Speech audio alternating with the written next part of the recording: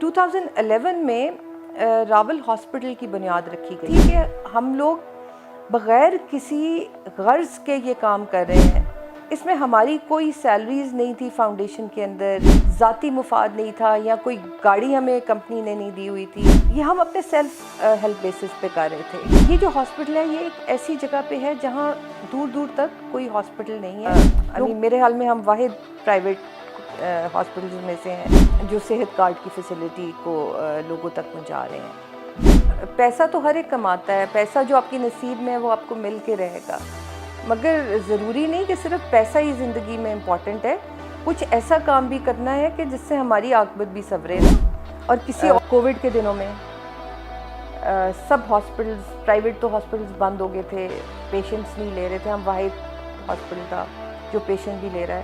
ادھر ہم نے نیچے ایک لیکچر ہال تھا، اس کو غسل کی جگہ بنا دی تھی. میں نے خود غسل دیے، کووڈ کے پیشنٹس کو دیے. روز ایک نئی لرننگ ہے جی. ادھر تو روز ہم موت کو خود دیکھ رہے ہیں روز. ایوری ڈے ہم ایک نئی چیز سیکھ رہے ہیں. ابھی جو پچھلے دنوں بام دھماکہ ہوا امام بارگاہ میں، میرے سامنے پیشنٹس لائے گئے اور میں موقع پہ موجود تھی. میں نے خون اپنے ہاتھوں میں دیکھا. وہ سجدے کی حالت میں تھے جب بام بلاسٹ ہوا، اور وہ سجدے میں ہی رہ گئے بیچارے.